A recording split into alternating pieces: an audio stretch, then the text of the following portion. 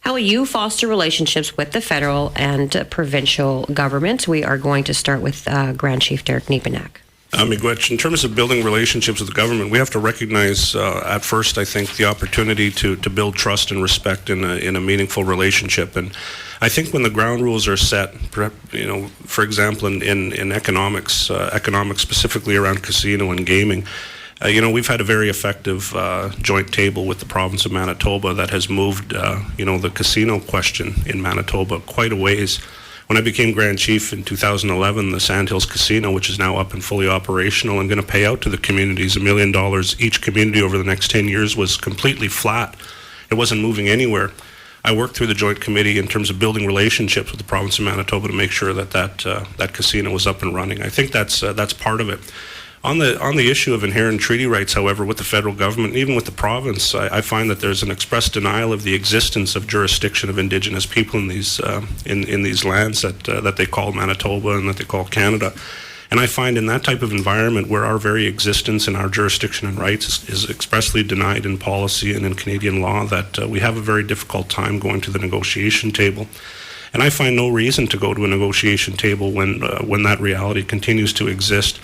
I know that there's talks about resource revenue sharing and so forth in certain processes, but we're much more than that. We actually have an equity position in our ancestral lands as affirmed by the Chilcotin decision. So we are dragging governments along.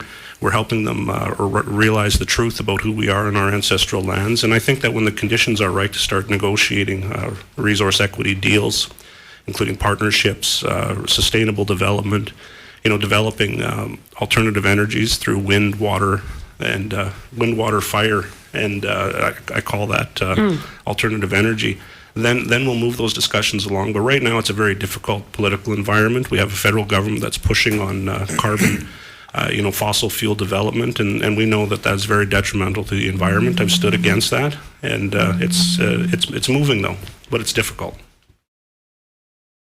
Of course, building relationships is important to any entity, any First Nations entity or regional entity. You need the government there. There's obligations, there's treaties, there's inherent rights, there's provincial jurisdictions that are hindering our progress on a daily basis. For example, we give them a cut of our VLT revenues, we give them a cut of our fuel rebate, we give them a cut of our tobacco rebate, and we're a part of this notion called per capita disbursements from the feds, the transfer payments. But we see very little of that money coming to our communities. They don't help us with roads, streets, infrastructure, water, sewer. We still have people carrying pails of water. We still have outhouses in many of our communities. Mm-hmm. And the province needs to step up a bit more, and we can't just say because of jurisdiction we're going to let them off the hook. We have to uphold them. We have to put their feet to the fire and try and get as much as we can. At the end of the day, you could always go back for more. There's no shame in asking government and holding them to their responsibilities. Mm-hmm. And I think building good relationships and trust is important. And I believe I have the skills and the personality to do that. I believe opening doors is key rather than shutting them. I believe in taking down barriers and taking down walls and making that environment more available for our chiefs so that they can come into the city and meet with the government. They can go to the legislature, meet with ministers. And despite the Chilcotin decision, there's also the Keewatin decision that's going to be used by provincial governments. They have the right, they're saying, to take up land, which means it's part of the national resource transfer. So that still means we still have to be at the table and have a good, fruitful discussion. And at the end of the day, we should always come away with something. You give up a little, you take away something. You can't expect one side to have everything. So that's what it is, building trust, building relationships, and building goodwill. And that's something I think I've done in my community. That's how I was able to move many projects in my community with my skills to talk and be reasonable. AMC has to establish good relationships with the government, both provincial and federal governments. But along with that, though, as well, we need to form good relationships with our own First Nations communities. Mm. If I'm the Grand Chief, I'd like to go spend time in each of the communities to find out what's going on firsthand in their communities. Then how can AMC assist each community? Because each community has specific ideals and wants that they want to achieve in their community. So AMC would be that table for them. If they have to go to the federal government, then AMC will assist them to get to that level.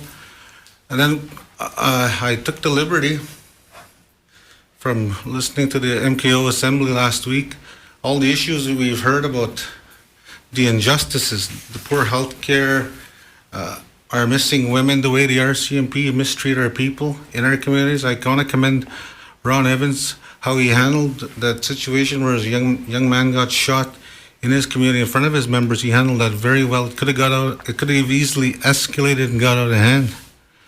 So what I did is I called the Premier's office. I said, I want to talk to you about some various issues, the RCM, the way the policing, how the police treat our people. And we need to raise the profile on our missing women. So Rob Ferguson from the Premier's office said, well, shortly after you get elected as Grand Chief, the door is open. We'll have an open discussion about all these issues. So that's open. It's got to hopefully get the chiefs on side, elect Sheldon Kent for Grand Chief, and we'll start moving things forward. Real issues, grassroots issues from the community level. I got you.